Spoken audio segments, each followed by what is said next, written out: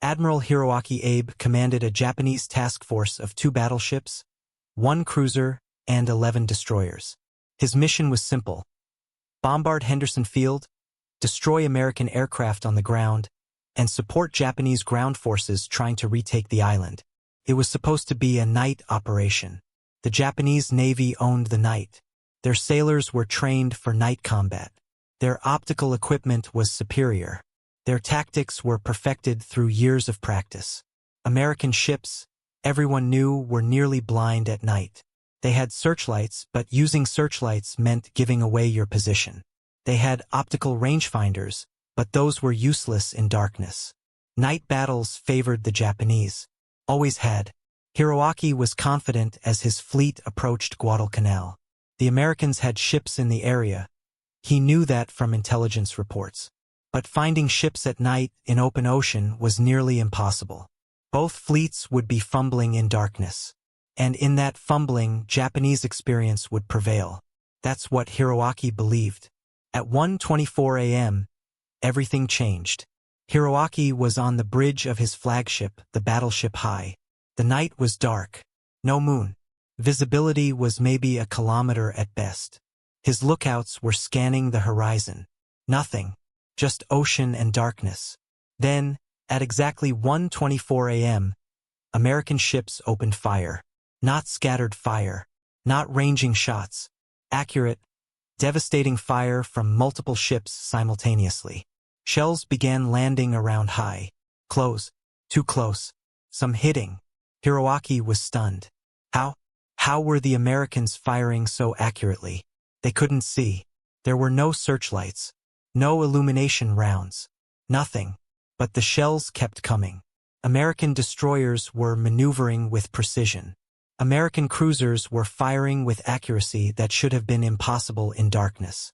The Battle of Guadalcanal, what the Americans would later call the First Naval Battle of Guadalcanal, lasted less than 30 minutes.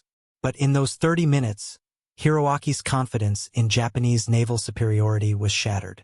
His flagship, Hiei, was hit repeatedly. The battleship was damaged so badly it would have to be scuttled the next day. 2 Japanese destroyers were sunk. A cruiser was heavily damaged. The Americans lost ships too. It was a brutal, close-range battle. But what bothered Hiroaki, what kept him awake for the rest of that night, was how the Americans had found his fleet in total darkness, and how they had fired so accurately without seeing their targets. Hiroaki survived the battle. He transferred his flag to a destroyer and withdrew. But something had changed. The night no longer belonged to Japan. Somehow, impossibly, the Americans could see in the dark. 3 months later, in February 1943, Hiroaki was reassigned to the naval staff in Tokyo. He'd been promoted, technically a reward for his performance at Guadalcanal. But everyone knew it was really a demotion. Failed commanders didn't stay at sea. His new position was in intelligence. Specifically, analyzing American naval capabilities, understanding their technology, finding weaknesses. It was in this position that Hiroaki would discover something that would change his entire understanding of the war. April 1943. Naval Intelligence Headquarters, Tokyo. Hiroaki was reviewing reports when a colleague, Commander Nakamura, knocked on his office door. "Admiral, I need to show you something. It's from the Solomon Islands. Our forces captured some American equipment." Hiroaki looked up. "What kind of equipment?" "We're not entirely sure. That's why I'm bringing it to you. The field officers say it's some kind of radio equipment. But it's not like any radio they've seen before." Nakamura placed photographs on Hiroaki's desk. They showed what appeared to be electronic equipment recovered from a crashed American aircraft. There were boxes with strange antenna arrays, cathode ray tubes, circuits that seemed impossibly complex. "The pilot didn't survive," Nakamura explained. "But we recovered most of the aircraft's electronics. Whatever this equipment is, it seems important. The Americans tried to destroy it before the crash." Hiroaki studied the photographs. He'd spent 30 years in the Imperial Navy. He knew radio equipment. He knew communications systems. But this was something else entirely. "Where is this equipment now?" Hiroaki asked. still in Rabaul. We were waiting for authorization to transport it back to Japan. But I wanted you to see the photographs first. Hiroaki made a decision. Bring it here. All of it. I want our technical staff to examine it. 3 weeks later, the equipment arrived in Tokyo. It was transferred to a secure laboratory where naval engineers could examine it without risk of American air raids. Hiroaki attended the first examination. 6 engineers were present. They carefully unpacked the equipment and began studying it. The lead engineer, Dr. Tanaka, was one of Japan's foremost experts in radio technology. He examined the equipment in silence for over an hour. Then he looked at Hiroaki and said something that Hiroaki would never forget. "Admiral, this is not a radio. At least, not a communication radio." "Then what is it?" Dr. Tanaka pointed to components. "This equipment generates radio waves, but not for communication, for detection. It sends out a pulse of radio energy. Then it listens for reflections. When the pulse hits something, a ship, an aircraft, anything metal, some of the energy reflects back. The equipment measures the time delay and calculates distance." Hiroaki stared at Dr. Tanaka. "You're describing a detection system, like sonar, but using radio waves instead of sound." "Exactly, sir. The Americans call it radar, radio detection and ranging. And based on this equipment, their radar is far more advanced than anything we've developed." Hiroaki felt something cold in his stomach. "How advanced?" Dr. Tanaka consulted his notes. "This particular unit appears to be an airborne radar, designed for aircraft. The range is approximately 50 kilometers. The accuracy is within 100 meters. And this is important. It can detect targets regardless of weather, darkness, or visibility." The room went silent. Hiroaki spoke slowly. "Are you telling me that American aircraft can see other aircraft from 50 kilometers away? In the dark? Through clouds?" "Yes, sir. That's exactly what I'm telling you." Hiroaki sat down. His mind was racing. 50 kilometers. In darkness. Through weather. "Doctor, if this is aircraft radar, do the Americans have ship-based radar as well?" Dr. Tanaka nodded. "Almost certainly. In fact, ship-based radar is probably more advanced. Larger power sources, bigger antennas, greater range." "How much greater?" "I can't say for certain without examining ship-based equipment. But based on what I see here, I would estimate ship-based radar could have ranges exceeding 100 kilometers. Possibly more." Hiroaki stood up and walked to the window. He looked out at Tokyo, at the city that still believed Japan was winning the war. 100 kilometers. The Americans could detect ships from 100 kilometers away. In darkness, in storms, in conditions where Japanese lookouts were completely blind.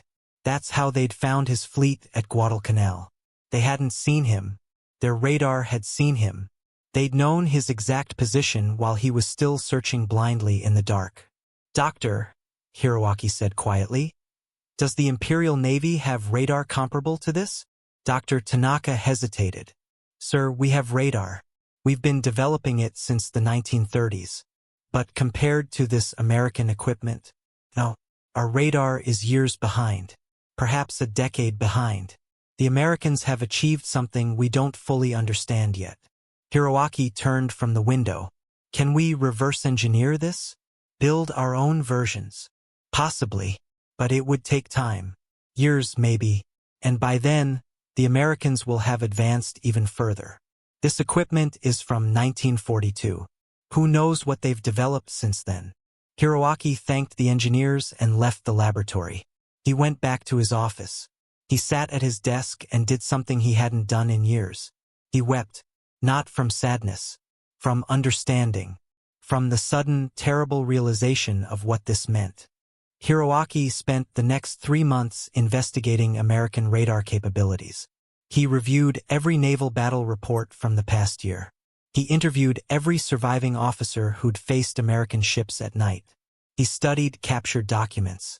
He read translated American technical manuals. The picture that emerged was devastating. American ships didn't just have radar.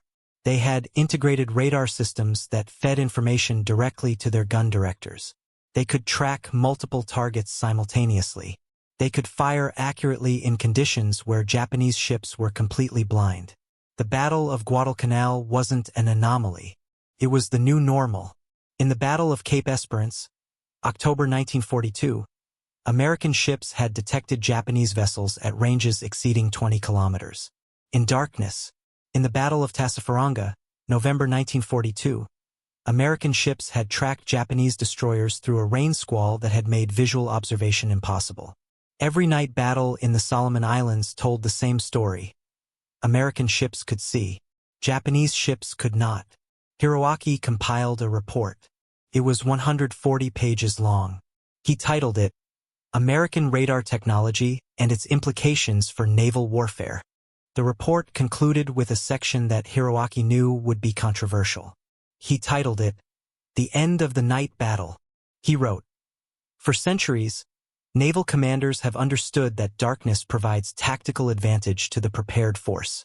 The Japanese Navy has excelled at night combat through superior training, superior optical equipment, and superior tactics. However, American radar technology has fundamentally changed the nature of night combat.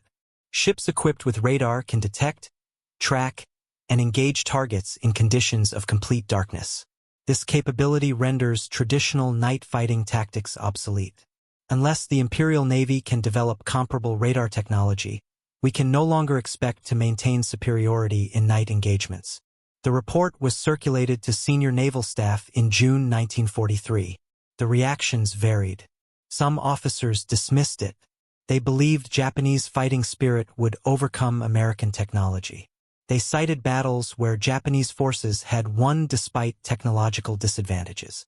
Others understood immediately.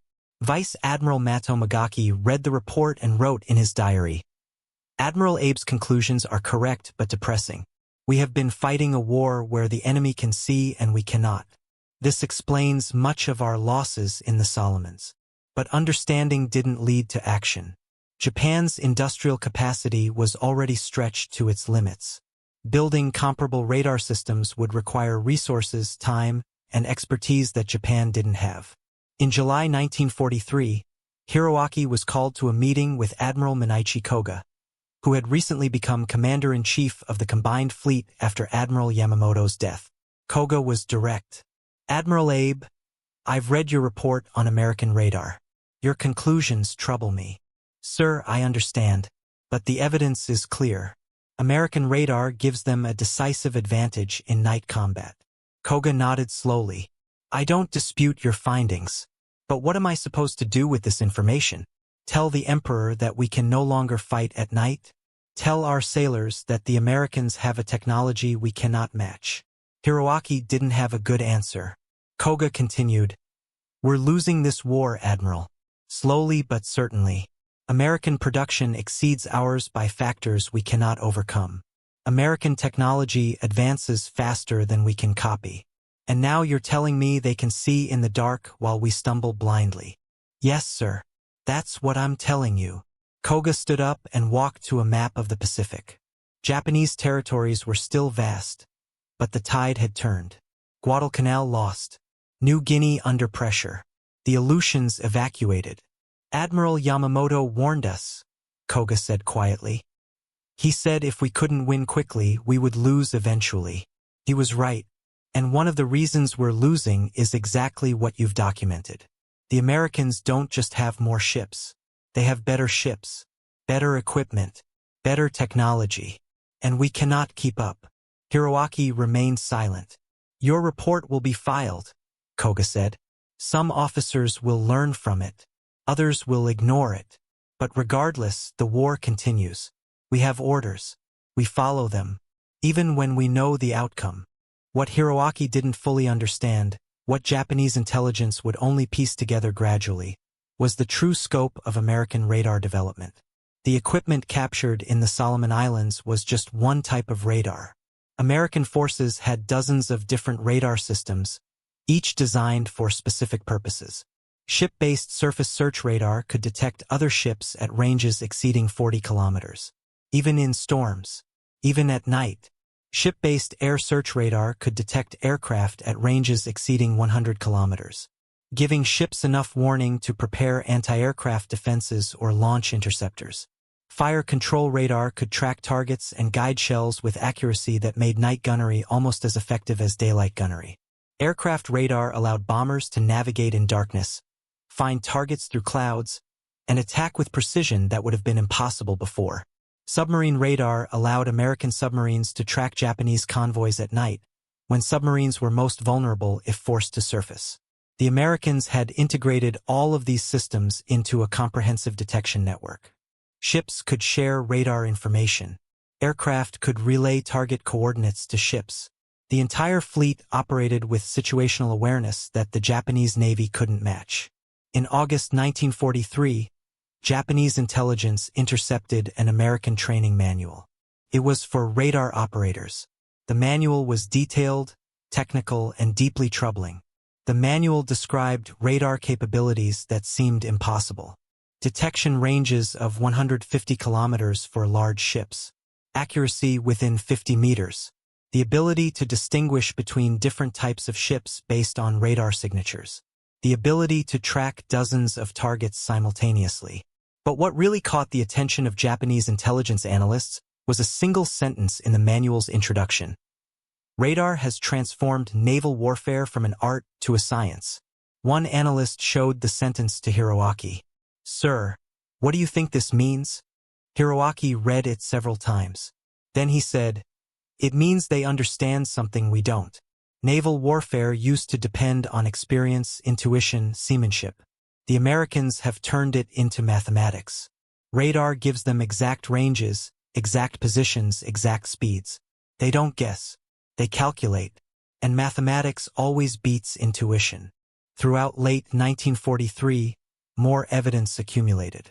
Battle reports from the Central Pacific showed American carrier groups detecting Japanese air raids at ranges exceeding 200 kilometers. That gave American carriers enough time to launch interceptors, position anti-aircraft ships, and maneuver to optimal defensive positions. Japanese pilots were being shot down before they even saw the American fleet. Not because American pilots were better, though they were improving, but because American radar gave defenders overwhelming tactical advantage. Hiroaki compiled another report in November 1943. This one was shorter, more urgent. He titled it, "Radar and the Futility of Continued Naval Operations." The key paragraph read, "American radar technology has made traditional naval tactics obsolete. The Imperial Navy can no longer achieve surprise attacks. We cannot exploit darkness for tactical advantage. We cannot approach American forces without being detected. Every engagement occurs on American terms at ranges they determine with forewarning they exploit. Unless this technological disparity is addressed, continued naval operations will result only in the systematic destruction of the Imperial Navy." The report was classified secret and distributed only to senior command staff. Some officers agreed with Hiroaki's assessment. Others considered him defeatist. But privately, many officers were reaching similar conclusions. The American technological advantage wasn't just in radar. It was in everything.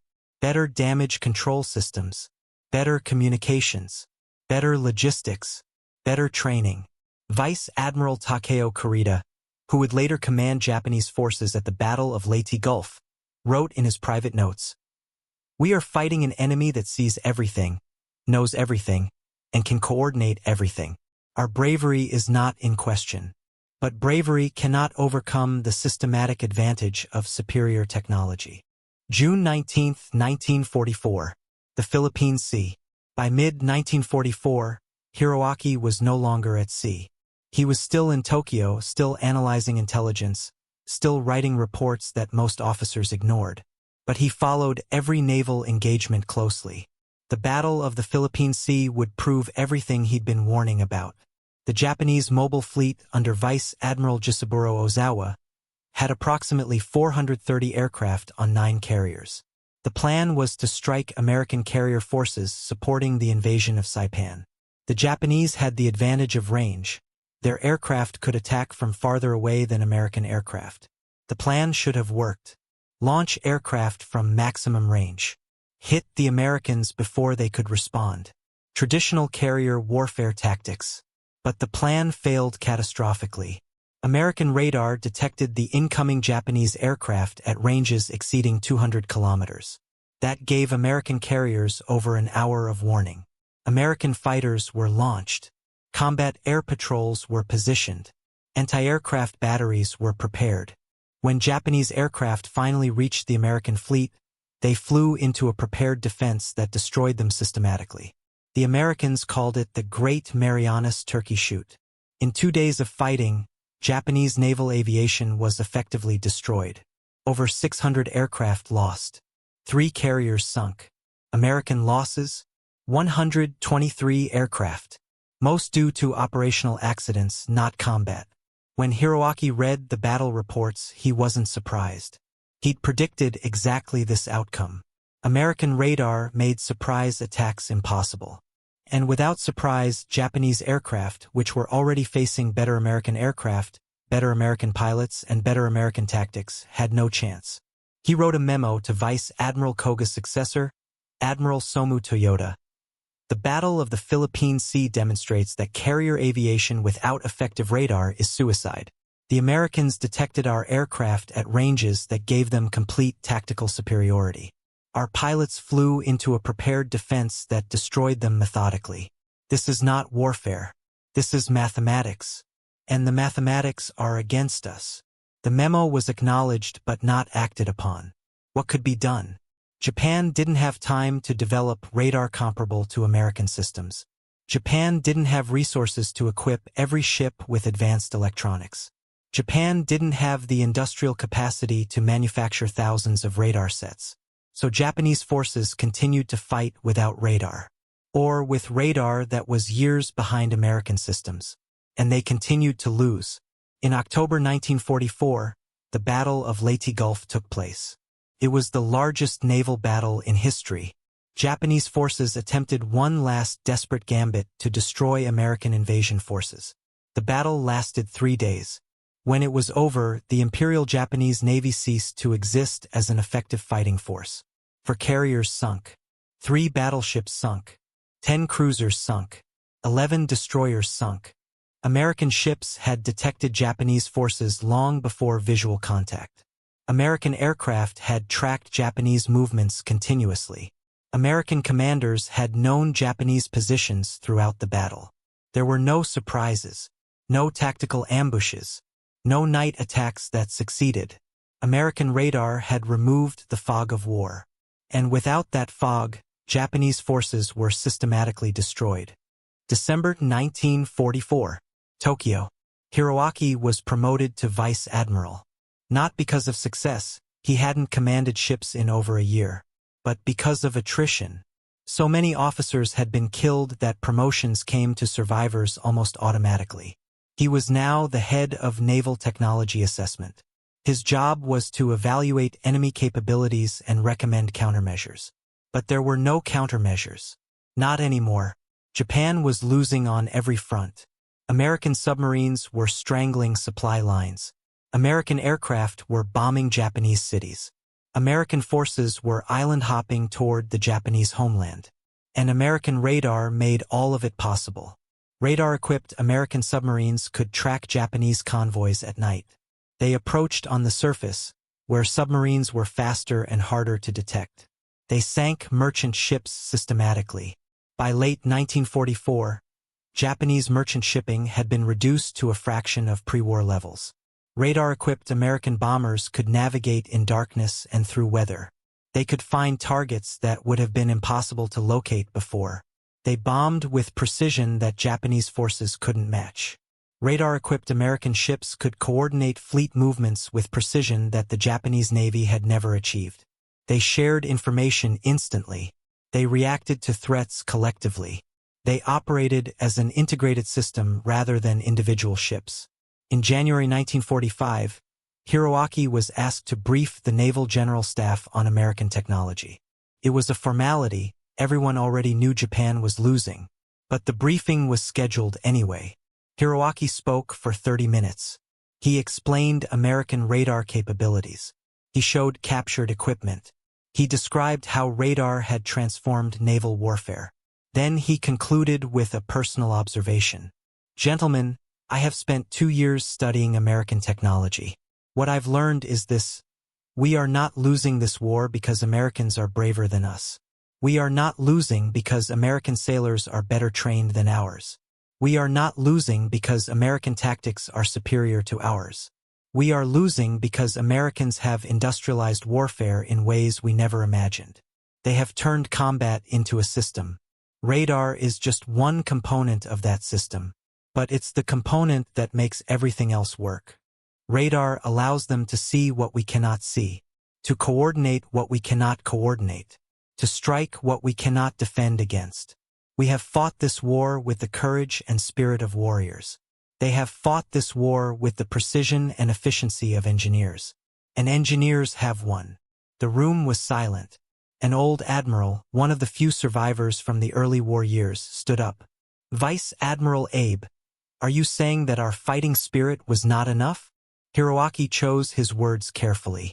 Sir, I'm saying that fighting spirit is necessary but not sufficient.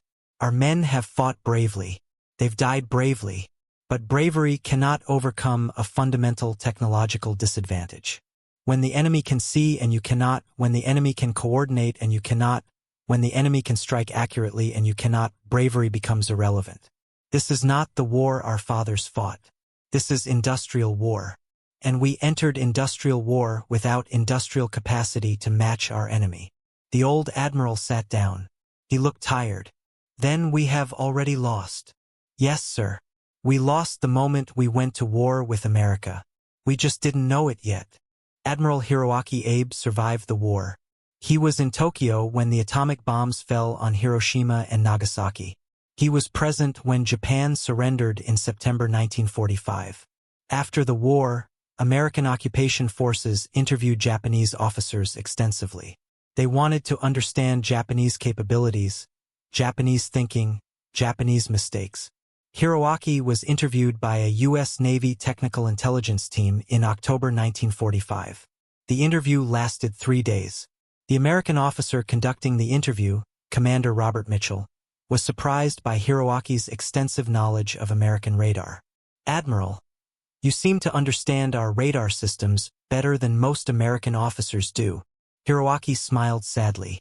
I've spent 2 years studying them, trying to understand why we were losing. Radar was the key.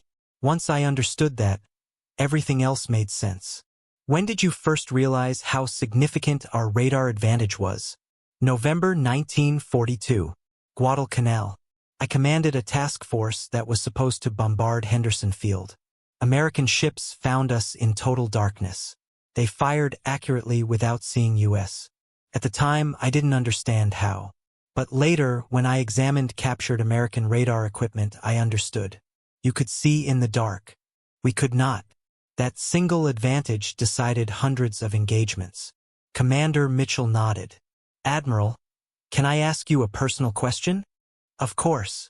If you understood our technological advantage as early as 1943, why did Japan continue fighting?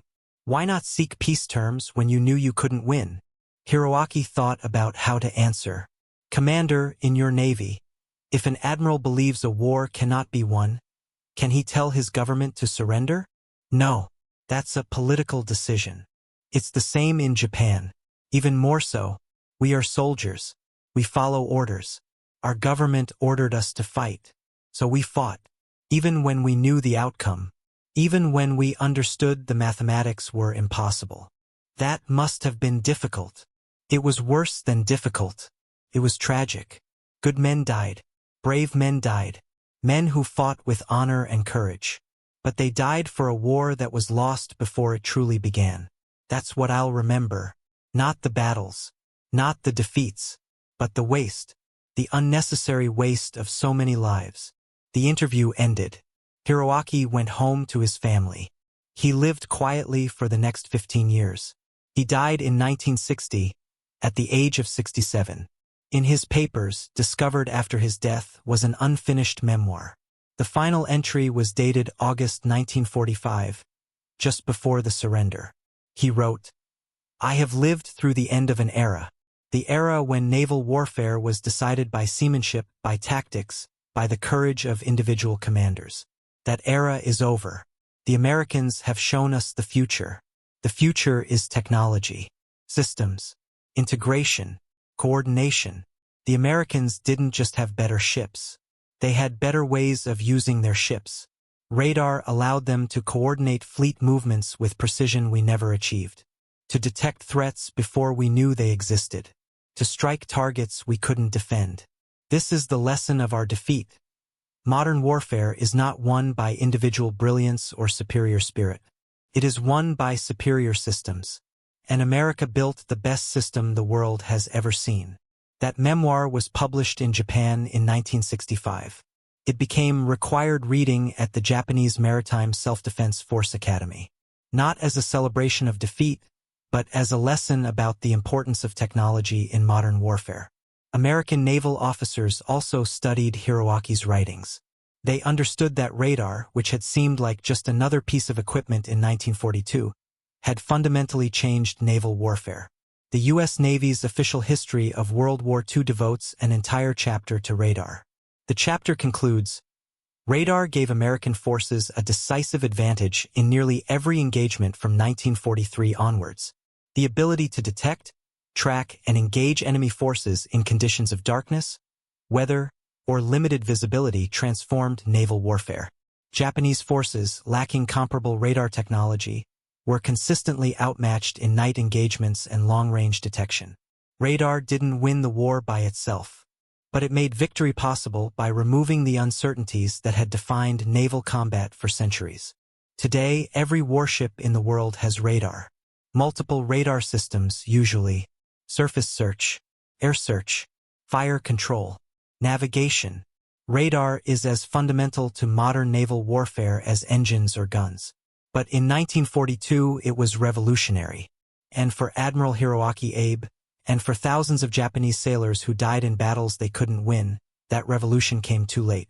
He understood, perhaps better than anyone, what American radar meant. Not just the technology itself, but what it represented. An entirely new way of thinking about warfare. A way that Japan hadn't prepared for. A way that Japan couldn't compete with.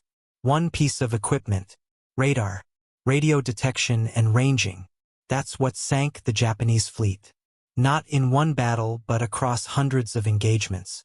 Slowly, systematically, inevitably, Admiral Hiroaki Abe understood this. He documented it. He warned about it. And he watched, helplessly, as his predictions came true.